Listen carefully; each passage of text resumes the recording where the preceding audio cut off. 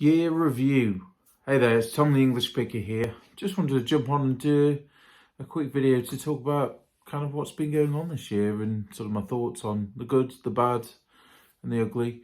And then my plans for 2023. Hope you've all been doing okay. I've been plodding along, busy with quarter four as it goes. Quarter four's been average, I would say. Nothing outstanding.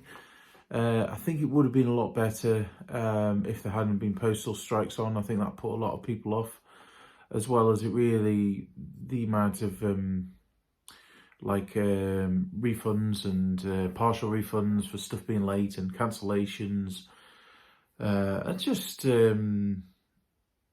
buyers not understanding the ramifications of the postal delays and the effect it had on other couriers as well. I think that really affected sales, so that was a shame. That's what it is. You can't grumble about it because either side of the situation, it wasn't good. It wasn't good for the postal workers, and it wasn't good for small businesses either. So everyone got shafted really, except probably the top executives. But yeah, but generally it was poor sales between like May and September.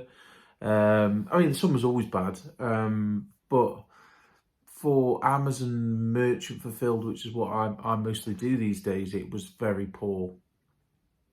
There was no kind of normally sort of like April, May, decent, and then like the end of August, September, it picks up again. Sometimes you get a little boost on book sales during the summer because people are buying them to go away, but no, it was pretty dire. So it's been a fairly average year. I'm going to try and really push it after Christmas. To be fair, actually, my sales after New Year's Eve or around the day before New Year's Eve really picked up because people knew they weren't going to get it in time for Christmas. So it kind of picked up by then, and there's always a bit of a boost after Christmas because people have like Amazon vouchers for Christmas and stuff like that. So my Amazon sales have been all right. I've sold some stuff on eBay, but it's not been great. I've mostly been trying to sort of job lots of stuff out. I did actually create an eBay account to share with you guys. I've always been a bit hesitant about sharing my eBay. I just always have, having dealt with weirdos in the past turning up at my unit and stuff like that. It was a bit weird. So I have set up an eBay account for that. It's pretty easy to find. I will go do a video about it, but it's pretty easy to find if you look for it. And sort of off the back of that as well, I have got into doing merch. Got some merch for the channel, which is somewhere below here. It's coming from America, so from the UK, the postage might be changed, varied, depending on where you order it from. But yeah, I did get around to doing merch, also other merch online as well. So that's something that the odd people have been asking me for. Some of the good things I've been doing, I've really got back into swimming again. I used to go swimming when I was a kid. And I realised that, sometimes being self-employed, you can really sort of neglect your health, eating like crap and not taking proper breaks and stuff like that. So my son's learning to swim, so I've really enjoyed the flexibility of being self-employed and able to go swimming with him once a week. That's been really nice, actually. It's been really cathartic taking that time to have time off, because I think before, because you're not getting paid to have holiday time, I've really sort of not wanted to take much time off because I'm like, well, if I'm off, I'm not earning. So yeah, I've enjoyed doing that. It sort of helped with other issues. This year I've really been suffering with back issues, lower back pain for the last 3 months at least. I mean, I'd always get lower back pain because I was useless at lifting with the right technique. This was especially bad. I mean, some days I couldn't even walk properly. I'd sort of be stuck leaning to one side. It was not pleasant. And then the doctor's putting you on like naproxen and heavy duty painkillers, which send you a bit loopy. Means, you know, I couldn't drive some days. It was not fun. So swimming has helped. I'm gonna, into the new year's, one of my resolutions is to try and build up the strength in my back. It's like a muscle problem in my back and like a hemorrhage disc. So I've been to a chiropractor as well, like more of a sports massage, which has helped a little bit. And then physio as well, which, you know, I've got so that is helping, but obviously it doesn't help when I'm down the unit lifting heavy boxes around. So I need to really build my strength up there and get proper technique with lifting. So that's one sort of thing I'm going towards. One thing I've been mainly doing this year, which is sorting my dad's house out still. Obviously I lost my dad 2021 Easter 2021, so this Easter coming it'll be 2 years and his house still isn't sorted. It's a long story which I won't get into, but essentially it was a long road just to even get probate. So for months and months and months and months we couldn't even touch the house because of various sort of probate and family issues.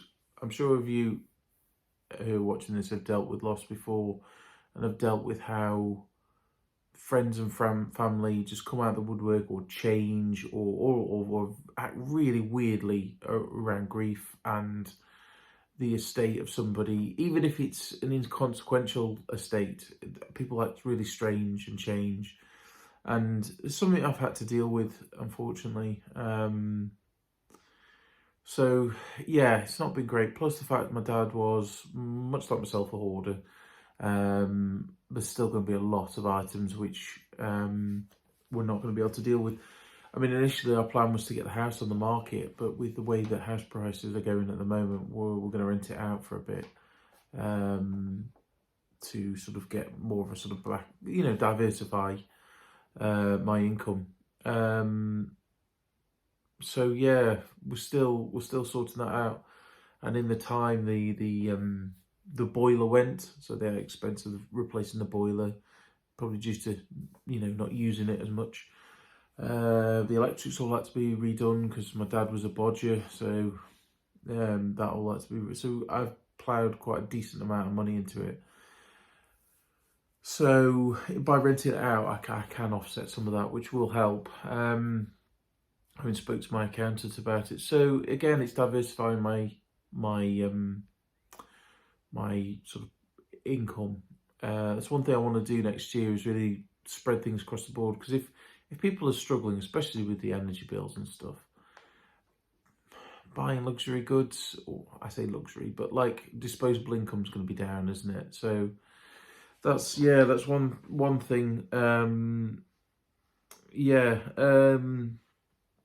The other thing is I've been really disappointed with myself that I promised myself that I'd try and lose a storage unit by Christmas, and I've not. I'm not even close. I've still 3/4 of a shipping container full, and I was nowhere near. I realised about September time there was no chance. I could have, but then I would have jeopardised for quarter 4, and I had to make a decision subconsciously, probably, you know, whether I was going to, you know, lose that or not. And I'm still paying like 190, I think it is, 190 a month on that.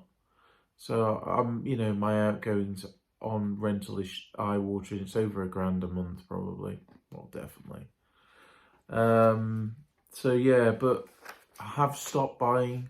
I've been on the odd charity shop run with like my father-in-law, and if I've been donating, I'll have a quick shufty round, but I really haven't bought anything at all. And that's good and that's bad. I mean, it's good because obviously, you know, I haven't had the expenditure, but it's bad because I haven't had that expenditure to offset against my income. So it's been a knife that cuts both ways, but obviously my expenditure on rental, you know, on rent is massive. So, yeah. But it has meant that I've really been able to tear into my backlog, and I've probably got rid of 2%, 5% maybe of it. So still a long road. yeah, I've been, so yeah, that's about the rental really. Another thing that's been sort of somewhat of a revelation, which I've not talked about publicly before, and my wife pointed it out with some stuff she'd been sort of looking into, is that I think I might have ADHD. And it's kind of like a bit of a revelation, really, because you see these. I'm trying not to be sort of self-diagnosing kind of thing, but you read some of the things about hyperfixation and some of the mannerisms of people with ADHD, and God, they don't all seem familiar. Really so. I certainly haven't got any kind of hyperactiveness about me. But yeah, definitely that hyperfixation. I mean, when I was younger, I was so fixated with woodworking, and then I got fixated with wood turning, and then I got fixated with gold and silver, and then I've got, and now I couldn't give a monkeys about them, really. So it's so weird. And I get fixated about YouTube and make a load of videos and then don't bother for 6 months. It's consistency definitely isn't my middle name. I've enjoyed getting back into gaming again. I have done the odd stream on my gaming channel, Reseller Gaming, which I'd like to do more of, really. I've been playing a lot of Fortnite with various people I know, and that's really been a balancer for me. It's really, it's both addictive and kind of like a massive time sink, huge time sink. I'm sure if I spent that time listing, I'd be laughing, but it's definitely helps balance me. But it's very addictive. It certainly is very addictive. I've still not done my tax return. I say every year that I'll do it early, and I never do. I always do it after Christmas. I'll probably be sending endless messages to my accountant, sorry Aaron, saying, I've forgotten how to use QuickBooks, help. So yeah, I need to do my mileage for months back trips. It's going to be daft. Just to, like, on the app where you say, oh, is that a personal or is that a work one? It's daft. So that's something big in January that I'm going to be doing. Is just basically most of January I'm going to be doing tax return on the side of everything else. So yeah, I have enjoyed making again. One big thing that I've been doing this year, which I've alluded to in other videos, but I've not really talked about it. And again, I'm going to skirt around it because I do want to make a dedicated video about it. But I've been making again, and I bloody love it. It's been amazing. It's been really good because that's what my dad was into. My dad was an artist. He was, he's an art lecturer and stuff, and he'd always be making stuff. And it kills me that he never knew about this new making. But I'm really enjoying it. It's really cathartic. It's a nice distraction. I have been selling stuff associated with that, both raw materials and also like finished goods. I've relaunched Etsy, and I've got something daft like hundreds of free listings. So I'm cross-listing some stuff from eBay, but I've stopped doing that because I'm worried that I'd sell it on Etsy and I'd forget to take it off eBay. But the stuff that's on there now is things that I've made, and I'm enjoying it again. And sort of going back to that, my mate John, he's a guy I went to uni with. It was about 2 months ago, something like that. I went to go and see him. He said, I really need to see you, mate. He's a guy I went to uni with. He's about 10 years older than me, and he is a fantastic maker. He's had a rough road in life, but he's made the best of it. He's a granddad now, so he was enjoying himself being a granddad, and then he was working at Amazon and he, cut a very long story short, he had a shoulder injury which just wasn't healing, and anyway, from further investigation, it turns out he's got lung cancer. He's had chemo and various things, and they've pretty much said there's not much they can do about it, and it's just hit me like a ton of bricks. I mean, he's such a lovely bloke. What to do? What do you do? What do you say? I mean, he's he's struggling. He's struggling financially, because of it. And he's wanted to try alternative some treatments. So potentially in the new year, I might try and sell off some of my stock to other sellers, so to help him out financially, to get some of these other treatments, non-NHS treatments. Obviously, you've got to be careful of charlatans and snake oil salesmen, very much so. But if it gives him hope, then I don't mind trying to help him. So that's been a big thing towards the end of this year. Try and help him out, poor bloke. So yeah, so good things. Let's think about good things. So yeah, I mean, pretty much that's it. I'm trying to get back to doing eBay again, but it's hard work compared to Amazon sometimes. But the issue I've had with Amazon this year is my account on Amazon has been at risk nearly the whole year. And that is because of suspected copyright violations, which is where you've got a product, you've got like a computer game, and they say, oh, well, you're infringing on Sega's copyright. And you're like, it's a computer game, I've just scanned the barcode. And what the problem is that when the person originally created the listing on Amazon, which you can create listings, but you typically you scan the barcode and a listing comes up. But they've introduced bots and AI to try and find these Chinese type sellers, Alibaba type sellers that are, fraudulently using companies' intellectual property and copyright to sell the products.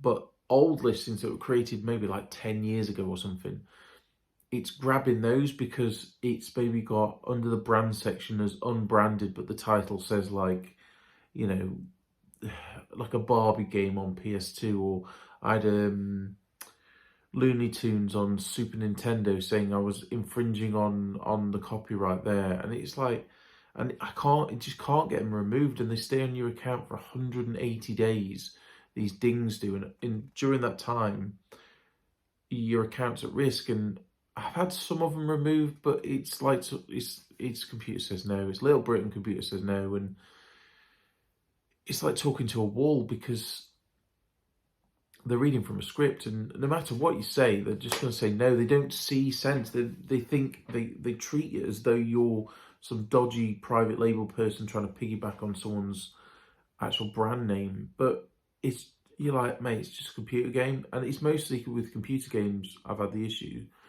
with, and it's often on stuff that I have not sold in 5 years. It's inactive listings. So I've been trying to go through all my inactive listings, but I've got tens of thousands of inactive listings to go through. So that has been a huge issue on Amazon. I know there are ways around it, but they don't always work. So I did try and get around that. There's a lady on YouTube and stuff that she's got a paid for program that can help you. But it was like 25 quid a month or something. And yeah. I tried the techniques, and some of them are removed, but I've still got about 4 or 5 on my account that I can't get rid of. And then whenever one drops off, I seem to be getting more. So it seems like my account's going to be constantly at risk. So yeah, feedback wise though, good. I've not, touch wood, I've not had a negative feedback now over a year. So that's a result. I have had them, but I've had them removed. But I haven't been able to get, I've always been able to get rid of neutral and negative feedbacks. This is normal. I mean, I'll probably get them now because of the postal strikes, but touch wood, it's been all right in terms of feedback. I've really been trying my hardest to get orders out as quick as possible. And during the postal strikes, I was just paying for first class and, 48 and 24 just to try and get it there ASAP. I'd be packing orders within 10, 15 minutes of them coming in just to try and get them out the door as soon as possible. Because, yeah, it was daft. Anyway, I'm waffling. So my plans for 2023 is I'm going to push my sales, like I said, between now and Christmas and the 1st of April. Really trying to push them to get my numbers a bit better. get some wholesale stuff out. And that leads on to the next one, wholesale. I'm going to try and bundle some stuff out to other sellers, because it's daft me, but I'm saying this, I feel like a broken clock, but it's daft me paying storage fees on stuff sat there. It's absolutely daft. I mean, some stuff's gone up in value, some stuff's gone down in value, but it's stupid. But it just seems like days just go like that. And before I know, I've got to go and pick up my lad from nursery, and you know, and then it's another day over. I mean, I'm recording this at like 2 in the morning or something daft, just to fit it in. I know everyone's got the same amount of time as everyone else, but it just seems by the time I'm looking in the box, I'm totally distracted. I think, oh, that's good, oh, that's good. I'll list like 2-3 things. The rest will just sit on the side in my office, gathering dust, and then they'll eventually go back to the unit. Honestly, I think I need some kind of weird electroshock therapy sometimes. I'm going to push the making. I really am. I want to try and do some markets next year. That's a big thing. Makers markets. I mean, I'm way out of it. I mean, God, I haven't done makers markets in over 5 years. I used to do antiques markets and stuff, but I'll have to probably seek some advice on card readers for markets, because that's probably a big thing now, you know, post-COVID. So if you got any sort of recommendations for card readers and stuff like that, you can drop them in the doobly-doo below. Or any experience doing markets, I'd love to hear some opinions. I've chatted to other makers about what they do, what things are selling good, but whether that'll be good in a potentially recession, you know, sort of hidden recession environment, whether people have those disposable income, I'm not sure. But I'm going to give it a go anyway. I mean, why not, you know, if I can. So I'm going to be pushing the making, then also sell products and raw materials to other makers is sort of like something I really want to get back into again. I want to get away from Amazon. That's the biggie, because of the copyright strike things I was on about, and just general dickery by Amazon. They don't like their small sellers. They really don't. I mean, they absolutely passed the buck during the postal strikes. They were saying, say I got like a $4.99 free post DVD, which I don't like to do, but if it's got a low rank, I would have done it, or like a book that was cheap, just to get some feedback or get it out the door. What they were saying is, so it's £5 item free posted. They were like promising it to the customer before Christmas. Yeah, you'll get it by Christmas. And they're saying to me, well, you've got to post it by Parcel Force 24. And it's like, no, mate, I'm not going to post it like that for free delivery. I've already stipulated that it's, but they were like overriding it to keep the customers happy. It was weird. It was like a glitch that was known about, but there's nothing they could do about it. They were just promising people, like up until even way past the deadline for 24, you know, hour service, which wouldn't have got there anyway because of the postal strike. They were still promising before Christmas. So I had to turn my shop off. It was ridiculous, because people getting promised, like it was like the night before Christmas Eve or something daft. It was still getting promised that you potentially get it before Christmas. It was nuts. It was absolutely nuts. So I'm not saying that eBay was perfect by any stretch of the imagination, but at the moment, currently, they're not being too daft like that. I want to also look into other selling platforms as well next year. I know a lot of people have already covered this a lot, but yeah, I want to look at other selling platforms. And the other thing is, on a more personal note, I want to scatter my dad and my mum's ashes, because of everything that's gone on. We've still not managed it.